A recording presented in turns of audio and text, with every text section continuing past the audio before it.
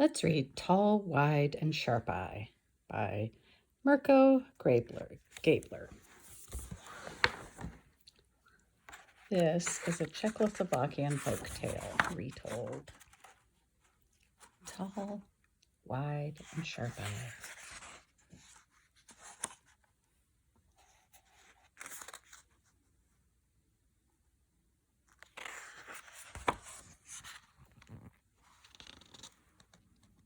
There once lived an old king who had an only son. One day the king said to him, "Now that you have grown up, my boy, you must find yourself a bride. Soon you will take my place. And what kind of king would you be without a queen?" "But father," said the prince, "I don't know any girls that I like, and I hate dancing at the costume ball. How will I ever find a bride?" The king reached into his pocket and took out a key. "Here, take this key and climb into the tower. At the very top, you will find an iron door. Open it. There you will find your queen." The prince climbed the tower. He unlocked the iron door and stepped into a room he had never seen before. Around him hung pictures of princesses in fancy gowns and elegant hairdos. But the prince looked at them all and sighed. They looked so boring. But as he turned to leave, he noticed a picture covered by a curtain.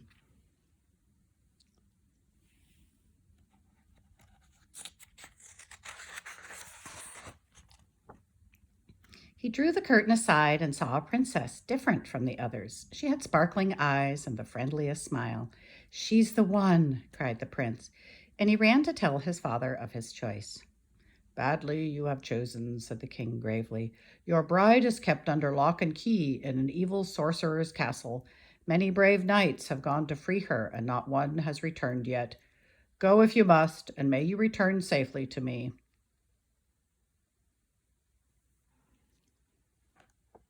At once the prince saddled his horse and rode off to find the princess. He hadn't gone very far when he lost his way deep in a forest. It was then that he heard someone calling. "Wait! Take us with you. You'll be glad you did." Three strangers were coming up the path. "Who are you?" asked the prince. "They call us Tall, Wide, and Sharp Eye," said the tall, skinny fellow. "I'm Tall One." And with that he began to stretch until he was as tall as the tallest pine. "Shall I fetch that nest over there?" he hollered. "Leave the nest alone and come down, Tall One. I'll be glad to take you with me," called the prince. Now he turned to the second fellow, who was as round as a barrel.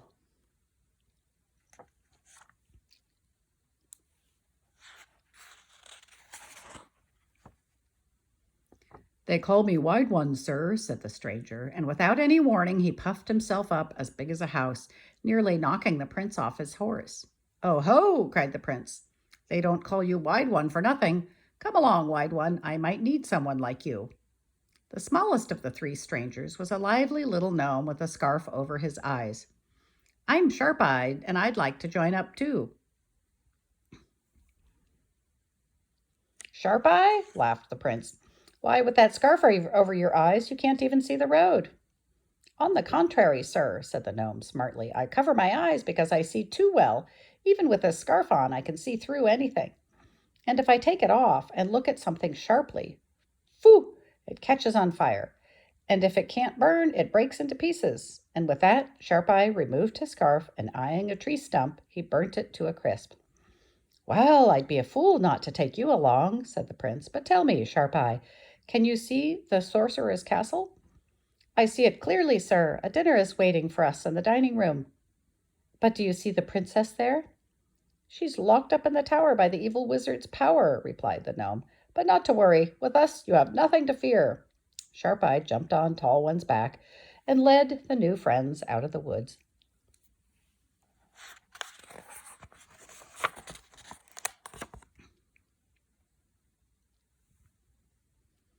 Together they traveled on. By evening, they came to a dark castle. The castle was full of people, but none of them moved or said a word. They had all been turned to stone. Only the dining room was brightly lit. In the middle stood a table with 4 plates. The 4 friends were hungry, so they sat down and helped themselves to plenty of food and drink. When they were full, they began to feel very sleepy.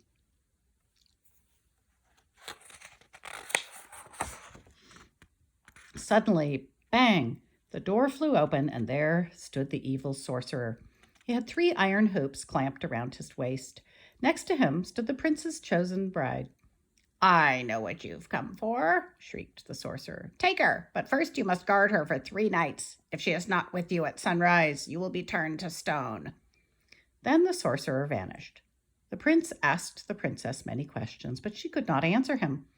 Determined to break the spell, the prince swore not to sleep a wink. Tall One stretched himself into a rope and wove a net across the windows. Wide One blocked the door, while Sharp Eye started a fire in the fireplace so that no one could pass through the chimney. But no sooner had they done this than they were all fast asleep.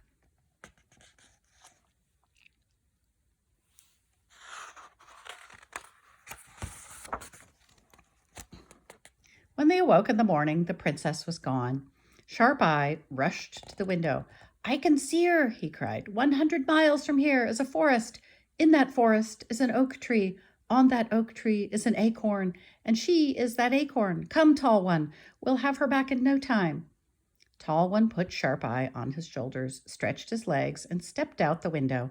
And before you could say Istanbul, they were back, and the princess was in her chair. And none too soon, bang! The door flew open, and the sorcerer rushed into the room. When he saw the princess there, he shrieked with hate. Crack! One of the hoops snapped away from his waist and crashed to the floor in pieces. Furious, the sorcerer disappeared, taking the princess with him.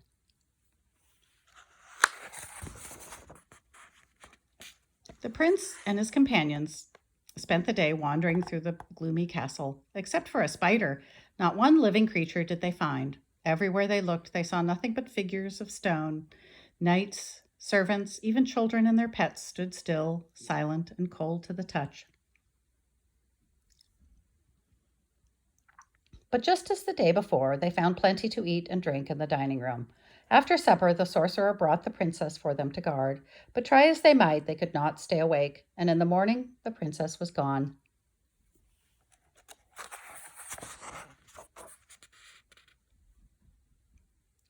"Wake up, Sharp Eyes," cried the prince. "Where is she now?" 200 miles from here in the mountains, sir. In that mountain is a rock. In that rock is a diamond, and she is the diamond." Sharp Eye climbed onto Tall One's back. Tall One stretched his legs, and jumping 20 miles a leap, he reached the mountains. There, Sharp Eye took off his scarf. He cracked the mountain open, shattered the rock that held the diamond, grabbed the diamond. They ran back, reaching the castle just as the sky was turning pink. When the sorcerer came and saw the princess, he was livid.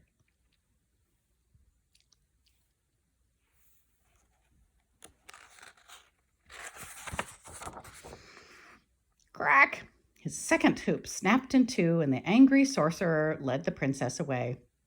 For the prince and his friends, the day passed slowly. At last evening came, and the sorcerer returned with the princess. "You have been clever, but tonight you will not be so lucky," he wheezed, and then disappeared. More than ever, the prince and his companions tried to stay awake. They told stories, they played cards, but all in vain. One by one, they dozed off, and by morning, the princess was gone.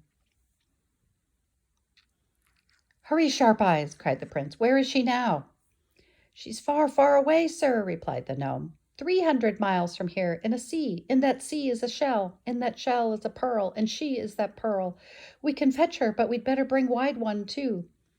With Sharp Eye on one shoulder and Wide One on the other, Tall One stretched his legs and headed for the sea. Sharp Eye pointed to the shell, but Tall One could not reach it. The sea was just too deep. "Wait!" cried Wide One. He lay down on the beach and began to drink.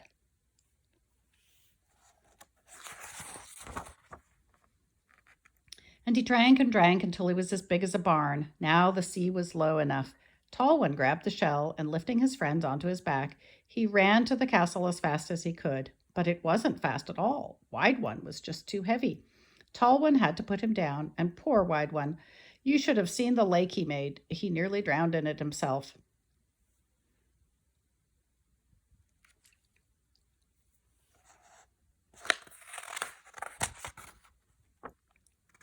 Meanwhile, in the castle, the prince was pacing the room. He could hear the roosters crowing in the village, and still his companions were nowhere in sight. Bang! The door opened, and there stood the sorcerer, grinning. "So, where is the princess?" shrieked the sorcerer as he jumped around the room with joy. When suddenly a seashell smashed in through the window. It fell to the floor and opened before the prince. From it rolled a single pearl. In the very next instant, the princess was there next to him. It was Sharp Eye who had thrown the shell. He had seen the wizard coming, and in the nick of the time, he saved the day. The sorcerer's dreadful roar shook the castle walls, and crack! The last iron hoop snapped away from his bony waist. The sorcerer turned into a raven and flew out the broken window. Right away, the princess regained her speech. "My name is Kate," she said, and took the prince for a walk in the garden. All at once, the castle was alive again. The goldfish in the fountain jumped, the children chased the cats chased the mice, and everyone was busying about as if the spell had never been. All the knights came to thank the prince for setting them free. "Oh, don't thank me," said the prince. "It's Tall, Wide, and Sharp Eye you should thank." But when he looked for them, they were nowhere to be found. Truth be told, Tall, Wide, and Sharp Eye didn't much care for castle life and fancy weddings. A good adventure was more to their taste, and so, seeing that their work was done, they picked up and left. And they are wandering the world to this very day.